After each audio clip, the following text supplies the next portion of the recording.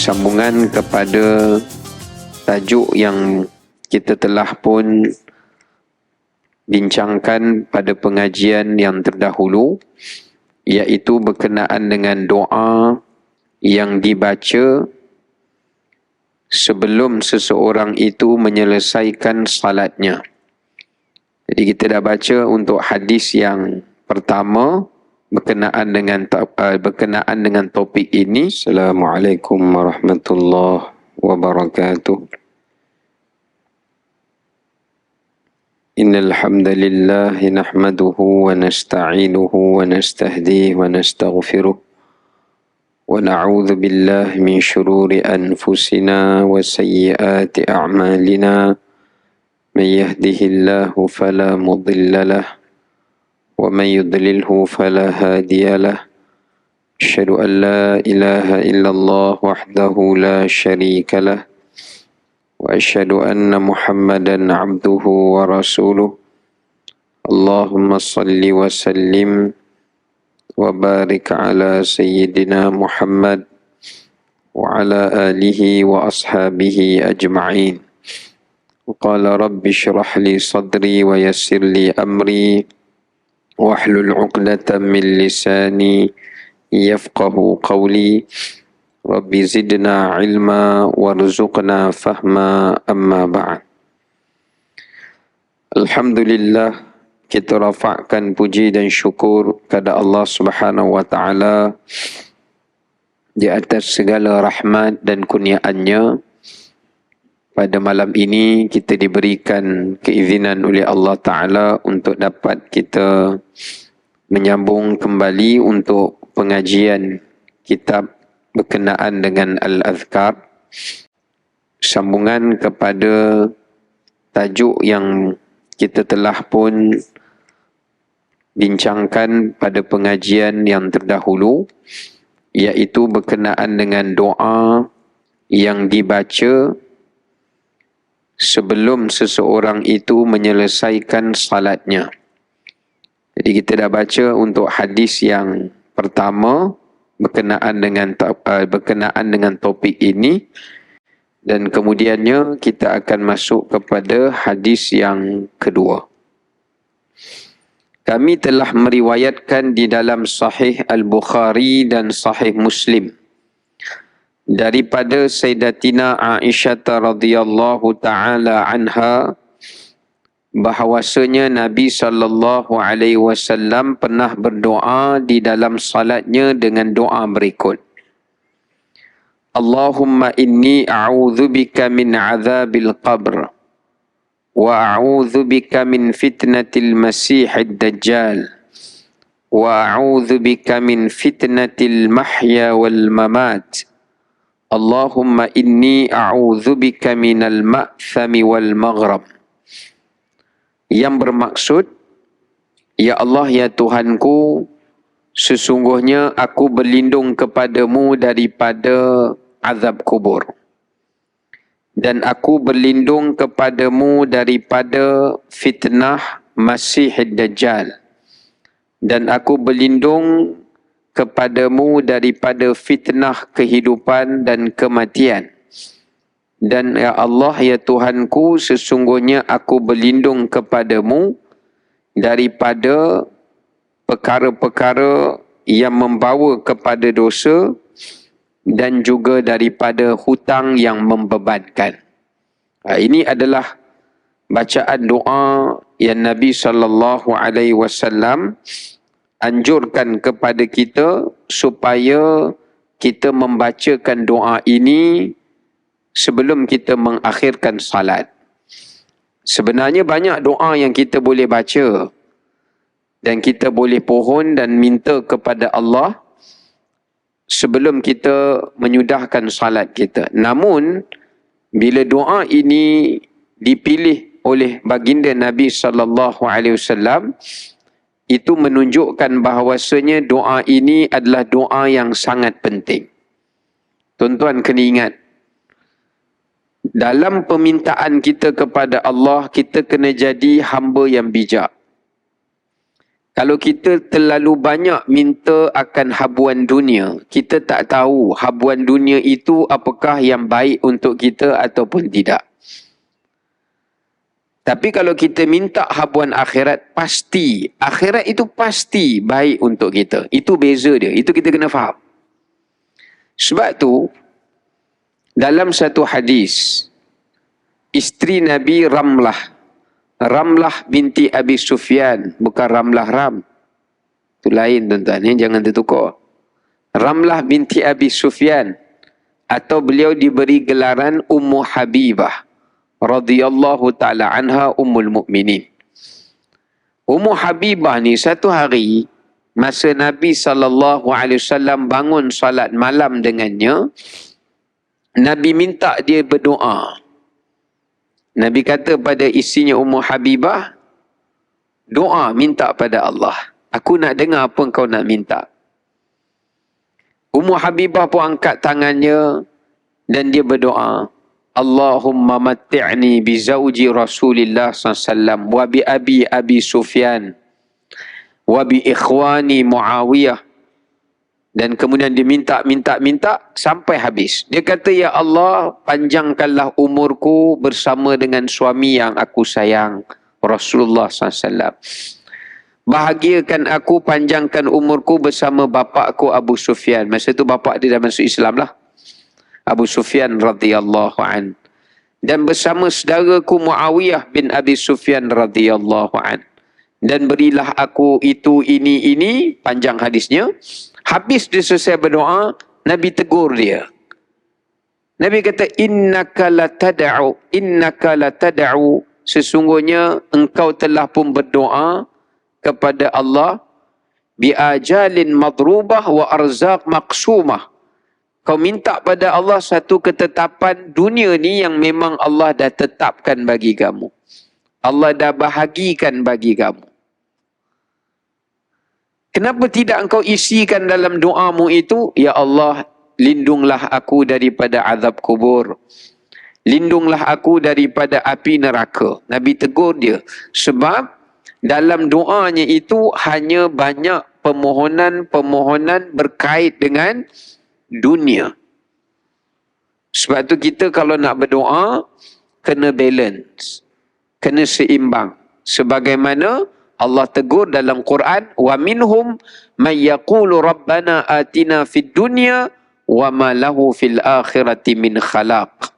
Ada orang kata Allah di kalangan hamba-Ku, kalau dia berdoa minta kepada aku, dia hanya minta dunia saja, aku akan bagi, kata Allah. Tapi apa kata Allah? Wa ma lahu fil akhirati min khalaq. Akhirat aku tak akan bagi satu pun pada dia.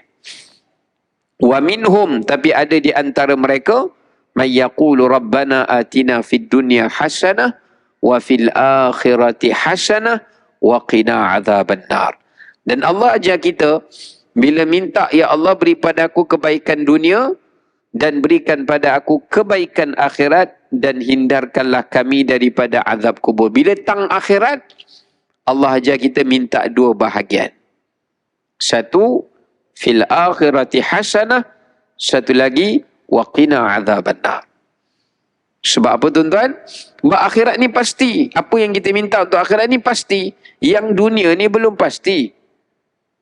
Yang dunia ni belum pasti. Dapat, tak dapat, belum pasti. Akhirat kalau kita minta, Allah akan bagi. So Allah Ta'ala akan bagi. Disebabkan kerana Allah menciptakan 100 rahmatnya. Dan Allah turunkan ke dunia ini satu rahmatnya sahaja untuk memenuhi semua kehendak manusia. 99 lagi rahmat Allah Ta'ala itu adalah untuk Allah anugerahkan dan memenuhi keperluan orang-orang yang beriman itu pada hari kiamat. Macam satu orang, dia orang kaya. Dia cakap kat tuan-tuan, tuan-tuan nak minta apa? Masa kerja ni minta lah. Lepas pencen pun minta juga, dia cakap kat kita. Tapi kalau awak minta kat saya masa awak kerja, saya bagi awak 1% daripada kekayaan saya. Tapi kalau awak minta pada saya lepas awak pencen, saya bagi kat awak 99% kekayaan saya. Tuan-tuan pilih mana? Kalau cerita bab dunia, kita tahulah nak pilih mana. Tak payah fikir panjang lah. Tak apalah tuan. Saya tunggu lepas saya bersara. Saya pun dah tak ada gaji masa tu. Masa tu saya nakkan kekayaan tuan yang 99% tu lah. Simple. Senang. Kita akan jawab on the spot. Tapi bila kita duduk kat dunia ni mencipta pelbagai keinginan kita. Dia mencipta pelbagai angan-angan kita. Itu yang kita rasa macam permintaan ke akhirat itu tak berbaloi jika nak dibandingkan dengan permintaan dunia. Baik. Sebab tu kalau kita tengok dalam rangkuman doa yang Nabi SAW ajarkan kepada kita tadi, ini menunjukkan pada kita semuanya adalah minta untuk kebaikan di akhirat. Baik, kita tengok. Yang pertama adalah minta berlindung daripada azab kubur. Sebelum ni saya dah uraikan tuan-tuan. Dalam riwayat pertama kita dah baca sebelum ni, yang bahawasanya azab kubur ni ada dua. Satu fitnah kubur, satu lagi adalah azab kubur. Ni kita dah bincangkan. Cuma tuan-tuan, bila Nabi ajar kita minta berlindung pada azab kubur, apa maknanya? Ada dua maksud. Kata ulama ada dua maksud. Yang pertama, Allah selamatkan kita daripada siksaan kubur itu dengan rahmat dan kasih sayang dia. Sama ada dia ringankan azab kubur tu atau dia hindarkan azab kubur tu. Itu yang pertama maksud dia. Maksud dia yang kedua, bila kita minta berlindung pada azab kubur tu, minta berlindung daripada perkara-perkara yang menyebabkan kita kena azab kubur. So ada dua maksud. Satu, Allah hindarkan kita daripada azab tu sendiri. Dua, Allah jauhkan kita daripada perkara-perkara yang menyebabkan kita ditimpa siksaan kubur. Sebab tu kita kena ingat, ada orang beriman, dia tak diseksa dalam kubur. Tapi bila dia bangkit di padang mahsyar, dia kena siksaan mahsyar.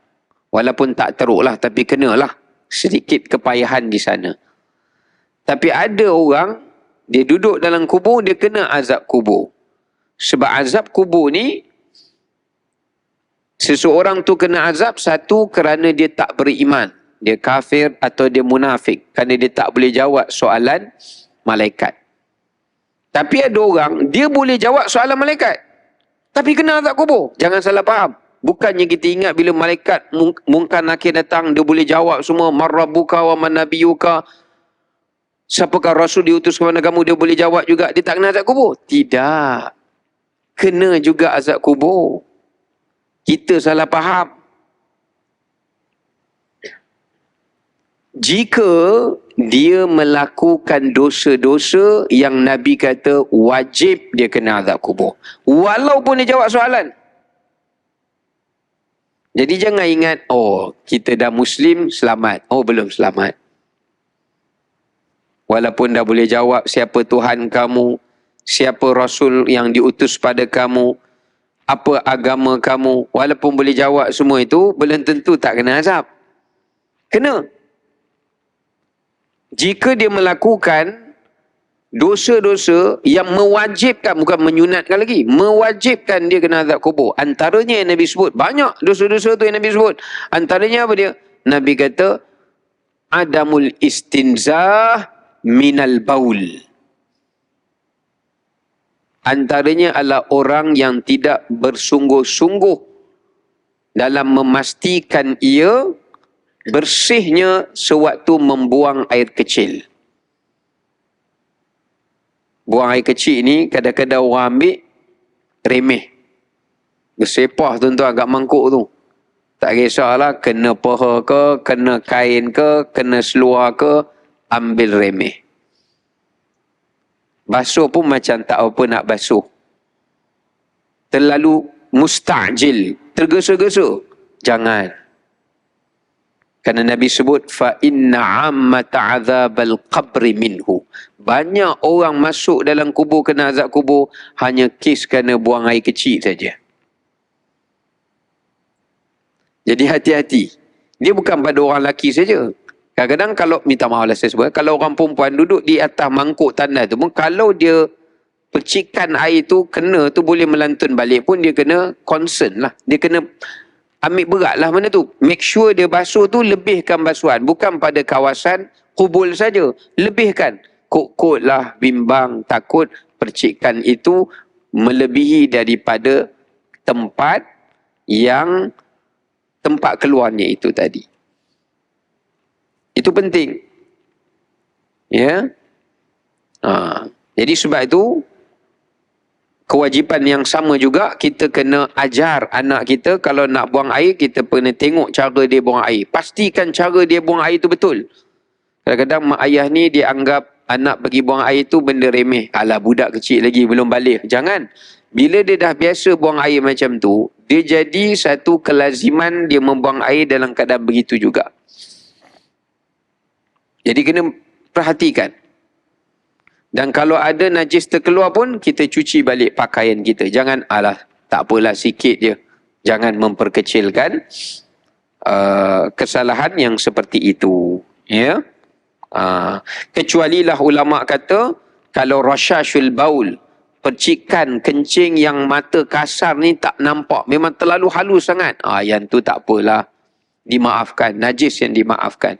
Tapi kalau nampak kesan dia, maka ia wajib untuk disucikan. Ya.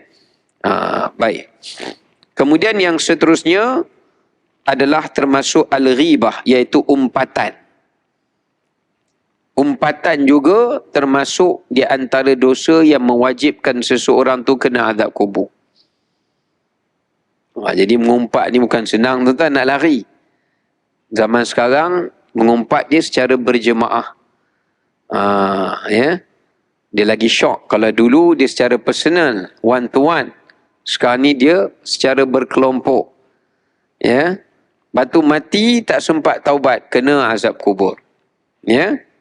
Mengumpat itu terkena padanya azab kubur. Ya. Kerana di dalam hadis juga, dalam beberapa riwayat, baginda mengatakan bahawasanya fa inna hadza kana ya'kulu luhumun nas. Sesungguhnya pemilik si kubur ni dulu dia makan daging manusia. Lalu Nabi ambil satu jaridah pelepah yang masih basah, masih elok, Nabi pacakkan di atas kuburnya supaya mendoakan kepada tuan empunya kubur itu tadi. So, ngumpat. Yang ketiga apa? An-namimah, mengadu domba. Yang tu pun wajib kena azab kubur juga kalau dia tak bertaubat daripadanya. Yamshi bin namimah, maknanya orang yang suka reka cerita, orang yang suka tokok tambah cerita, penyedap cerita, kan? Mereka cerita. Oh, ini banyaklah tuan-tuan. Sekarang ni orang tak panggil pelakon tambahan dah. Pelakon tambahan ni tak apa nak laku sangat. Sekarang ni orang ambil, ya, iaitu bukan pelakon lagi dah, tetapi penambah cerita ni. Cerita dapat kat dia lain, sampai ke orang lain. Orang cerita kat dia, adik Ustaz Afim nikah, sampai kat orang lain, Ustaz Afim nikah. Tak kacau kita. Ustaz nikah lagi satu ke? La ilallah, bila pula? Kita cerita adik kita menikah, sampai tang dia, Ustaz tu ni menikah. Sampai tahu orang lain, nikah 4 pula. Dia cerita, ni kena bagi sensasi, barulah view tinggi tu tuan. Kan? Ni cabaran sekarang ni. Orang semua target nak bagi view tinggi. So nak bagi view tinggi, kenalah mengadu domba, buat satu cerita yang sensasi direka supaya orang tarik perhatian orang. Itu bahaya. Sebab tu orang yang kerja wartawan ke, orang yang kerja blogger ke, ni kena hati-hati. Kalau benda tu maklumat data yang betul, tak ada masalah. Tapi takut benda itu diada-adakan. Cuba untuk disensasikan. Padahal benda itu tidak ada. Ini kena hati-hati. Ya. Baik.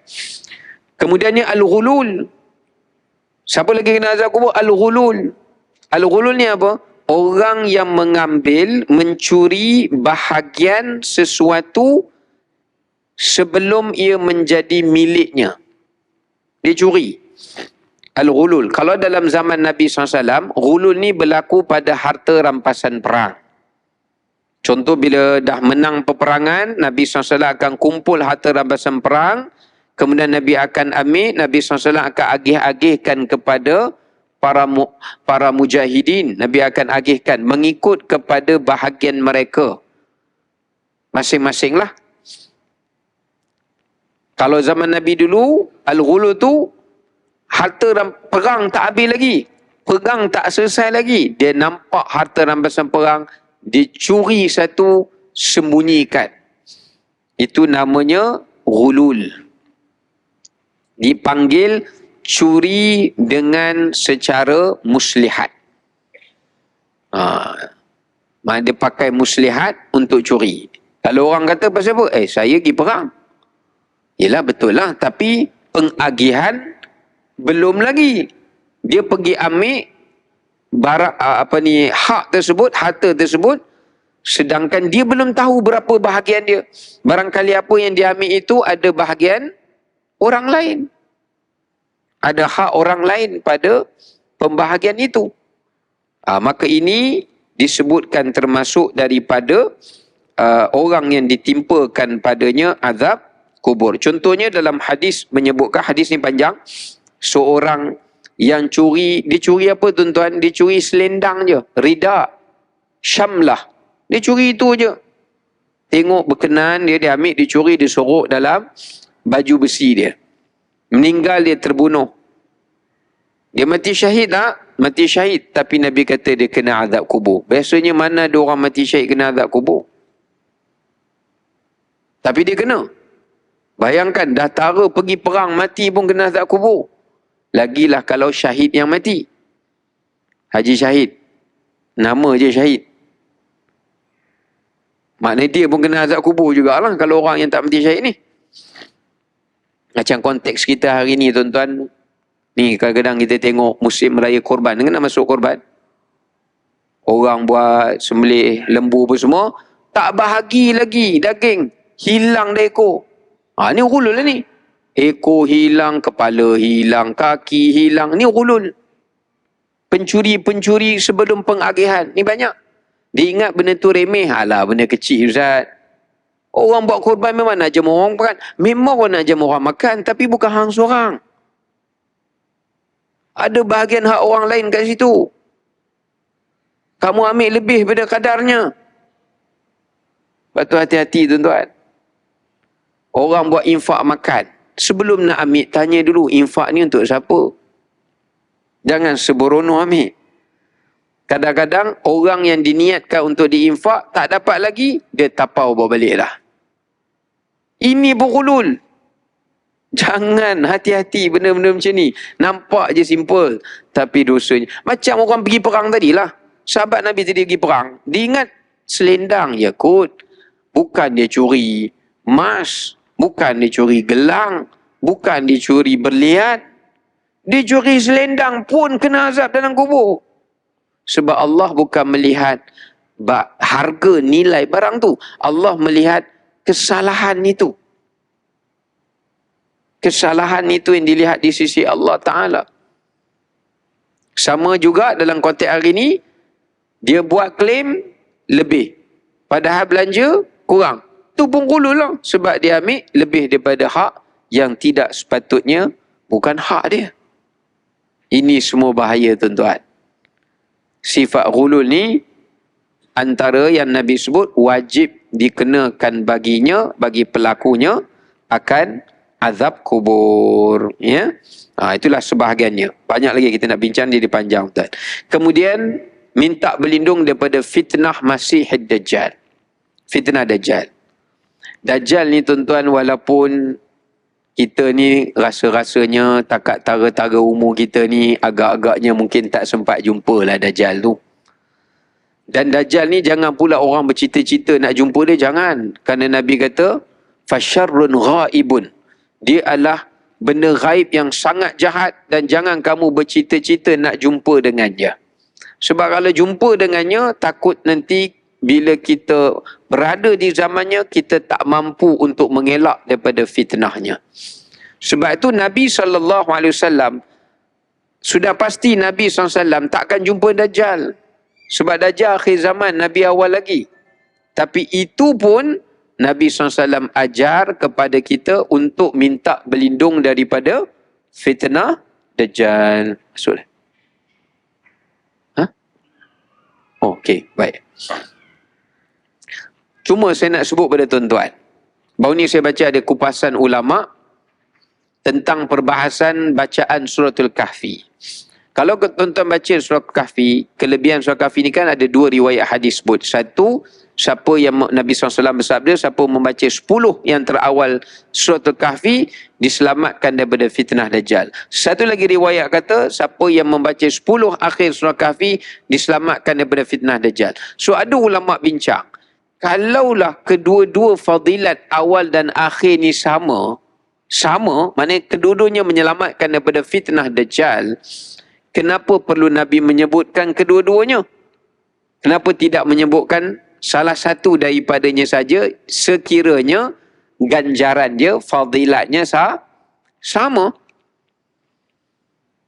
Ada ulama kata sebab Nabi nak bagi pilihan. Siapa nak baca 10 awal pun tak apa, siapa nak baca 10 akhir pun tak apa.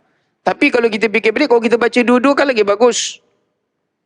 Sebenarnya ada ulama apabila dia cuba harmonikan antara dua hadis ni, dia nak mengatakan surah Kahfi ni surah yang bercerita tentang fitnah akhir zaman. Sebab tu Nabi kata lindung dari fitnah Dajjal. Kalau tuan-tuan baca keseluruhan dan tadabbur keseluruhan surah Kahfi, ada 9 jenis fitnah. 9 jenis fitnah yang terkandung di dalam surah Kahfi yang Allah Ta'ala kata akan berlaku menimpa kepada umatku di akhir zaman.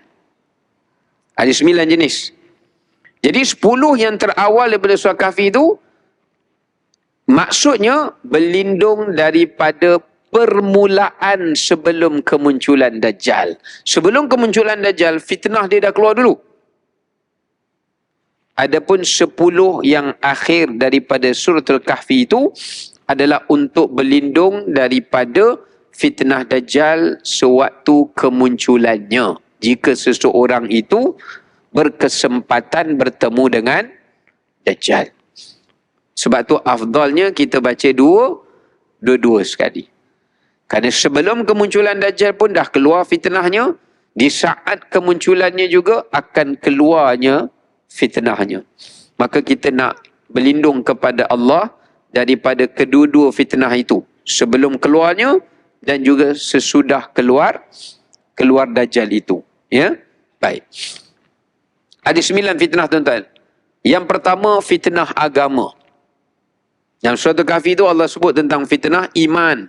Fitnah iman, fitnah agama. Maknanya nak bagi tahu sebelum kemunculan Dajjal berlaku kerosakan iman dan agama yang sangat dahsyat. Bukan agama Islam saja rosak, agama lain pun akan seleweng. Dia tak ikut dah. Menyeleweng, menyimpang.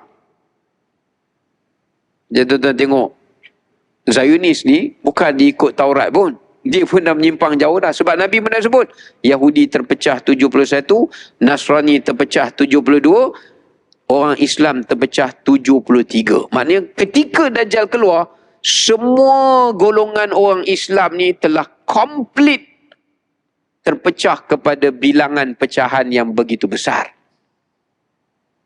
Bila dia jadi banyak, orang Islam confused. Mana yang betul ni? Ketika tu Dajjal keluar kata, aku yang betul. Dia yang akan endorse, dia yang akan menentukan dalam banyak yang kesesat tu, mana yang betul. Dia akan isytiharkan, ikutlah saya yang paling betul daripada semua ni. Sebab masa tu manusia keliru. Iman pun dah cacar merbak, sehalus kulit bawang, dah tak ada harga dah. Yang Nabi sebut pagi Muslim, petang kafir. Ini fitnah iman. Orang boleh jual agama macam dia menanggalkan pakaiannya daripada tubuh badan dia.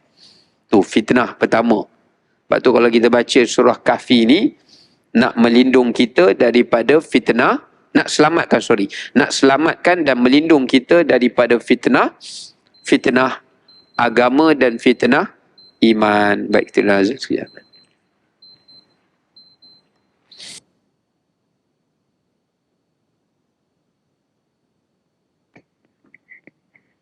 Allahu Akbar, Allahu Akbar, Allahu Akbar, Allahu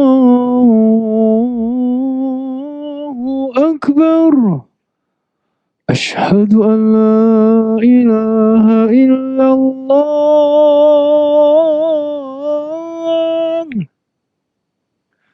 Ashhadu an la ilaha illallah. Ashhadu anna Muhammadar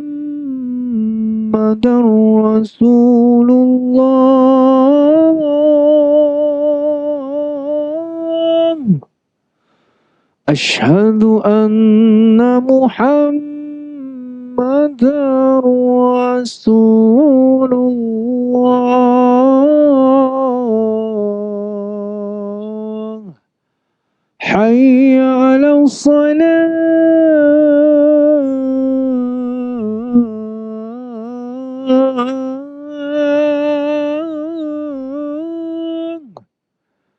Hayya 'ala salat.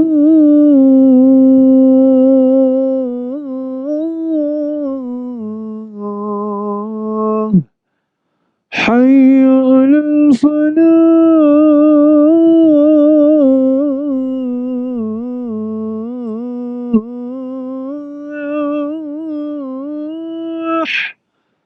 Hayya 'alal falah.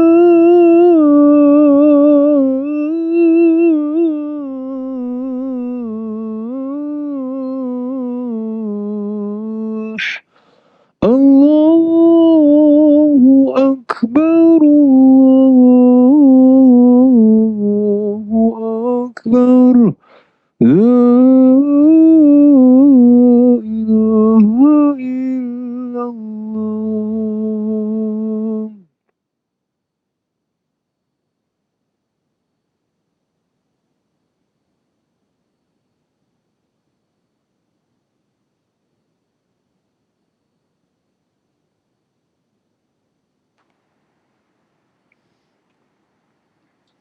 Baik tuan-tuan muslimin muslimat rahmati oleh Allah, kita sambung sikit lagi. Jadi selain daripada fitnah agama, kalau kita lihat dalam surah Kahfi juga mencerita kepada kita tentang fitnah kawan, fitnah teman. Sebab dalam surah tu Allah cerita tentang bagaimana Allah selamatkan pemuda Ashabul Kahfi ni sebab mereka memiliki teman yang baik. Tujuh orang ni semuanya baik. Mereka bersahabat dengan orang yang baik. So Allah selamatkan mereka. Bukan Allah selamatkan mereka secara berasingan, bahkan Allah selamatkan mereka secara bersama. Kesemuanya ditidurkan sekali. Sebab tu akhir zaman ni fitnah kawan, fitnah teman, fitnah kekasih, oh dahsyat.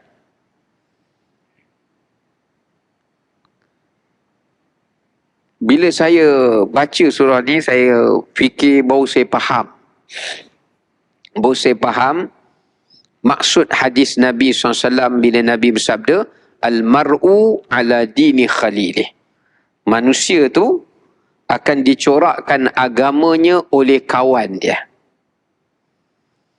Rupanya tuan-tuan, kalau tuan-tuan tengoklah, kita ni, walaupun dibesarkan oleh mak ayah kita sekian lama, kita duduk dengan mak ayah kita daripada sejak lahir. Daripada sebesar tapak tangan, mak ayah kita besarkan kita, hantar pergi sekolah, belajar mengaji, hantar mengaji sana, belajar sini. Tapi tuan-tuan tengok, bila kita besar, kita akan berubah kerana kawan. Apa yang mak ayah kita corakkan kita, tak ada. Dah tak ada dah. Tak ada dah. Sebab tu kadang mak ayah pun pening kepala. Ya Allah, aku dah bagi yang terbaik dah. Dah belanja yang terbaik. Dah usaha yang terbaik. Dah kirim guru terbaik. Bukan salah mak ayah. Salah memilih teman. Sebab tu ingat, fitnah teman lebih dahsyat daripada pendidikan mak ayah kita. Sebab itu, selagi mana anak kita kecil, kita belum diuji. Tapi bila anak kita besar, dia pandai memilih kawan sendiri, dengan siapa dia nak kawan, dengan siapa dia nak geng, dengan siapa yang sepala dengan dia. Ketika itu, dia akan berubah luar daripada jangkaan kita. Luar jangkaan. Tu sah kata anak, kita sendiri pun boleh berubah kerana kawan. Orang yang dah pernah jadi baik, jumpa kawan lama, buat jahat balik. Pun ada. Pun ada juga. Sebab itulah, Nabi nak sebut, dalam satu hadis, saya baca dalam riwayat At-Tabrani, dalam Mu'jam Al-Awsat, baginda sebut, tidak akan berlaku hari kiamat hatta ya'uqqa ar-rajul ummah wa jafa abah wa hanna wa barra sadiqah. Tak akan berlaku kiamat sehingga kau tengok seseorang menderhakai ibunya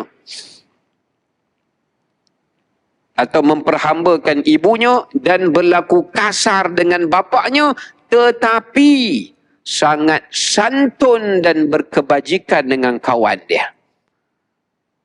Oh, tuan-tuan tak percaya? Tuan-tuan tengok medsos.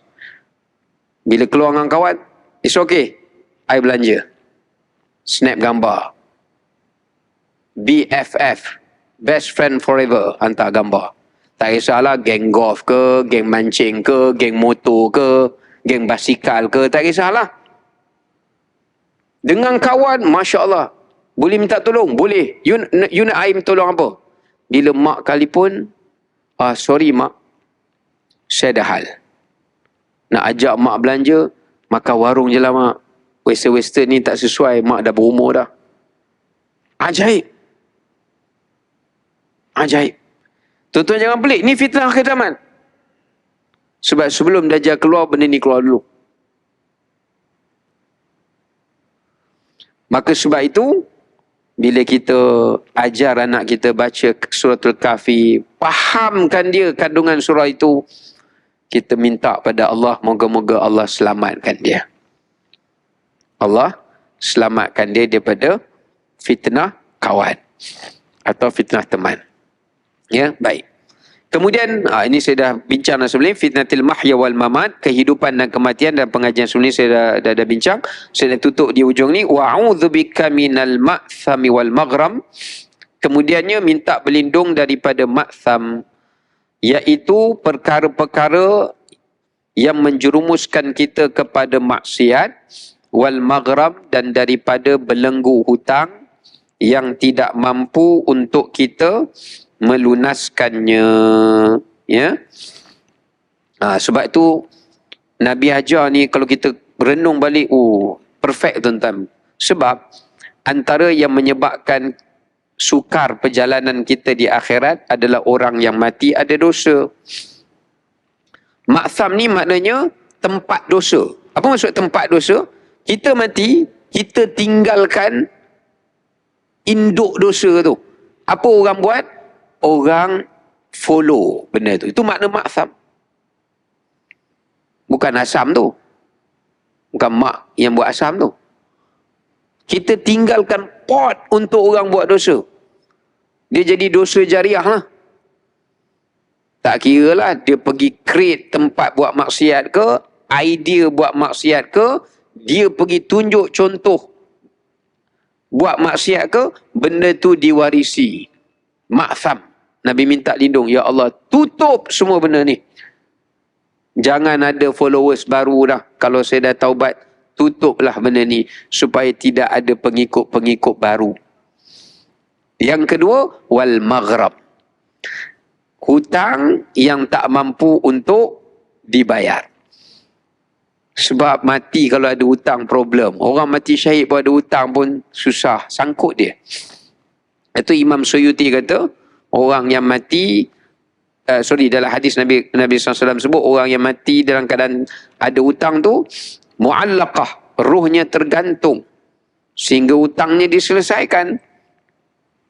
Bila ditanya, para ulama, Imam As-Suyuti jawab, tergantung tu bukanlah roh dia tak duduk di alam barzakh. Bukan roh dia pergi merewang, kacau orang jadi hantu Kak Limah ke. Tak ada.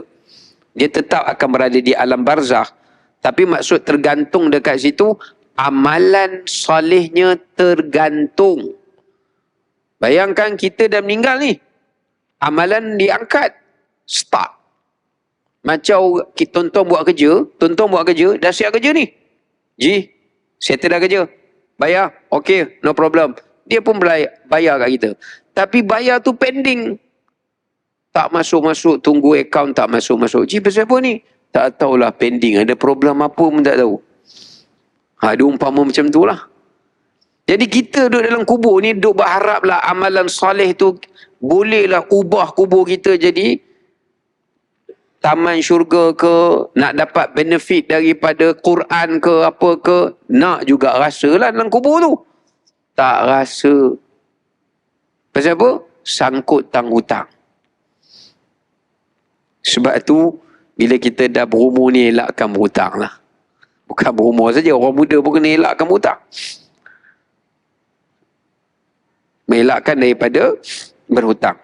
Sebab berhutang ni, kalau sampai kita tak mampu bayar, ataupun ada orang yang boleh bayar tapi tak nak bayar, atau ada yang jenis macam tu juga. Ya. Hutang yang menunjukkan melebihi daripada keperluan, maka ini juga menjadi satu musibah. Lepas tu ramai orang tak menganggap mati dalam keadaan meninggalkan hutang yang tak mampu dibayar itu juga suatu musibah. Ya, sebab itu Nabi SAW pernah tidak mahu solatkan ke atas jenazah yang tak dibayar hutangnya. Sehinggalah diperjelaskan hutangnya, baru Nabi nak solat ke atas jenazahnya. Kenapa? Nak menunjukkan kepada kita bahawasanya beratnya hutang tu. Nabi tak nak memperkecilkannya.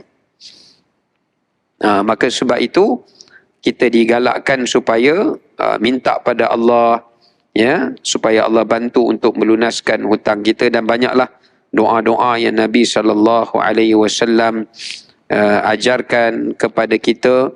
Allahumma kfini bihalalika an haramik wa aghnini bifadlika amman siwak. Doa minta supaya Allah mudahkan melunaskan hutang kita. Dan banyak lagi lah doa yang diajar oleh Nabi SAW untuk mohon agar dipermudahkan melunaskan hutang dan berlindung daripada min ghalabatid dain, daripada bebanan hutang yang tidak mampu untuk dibayar.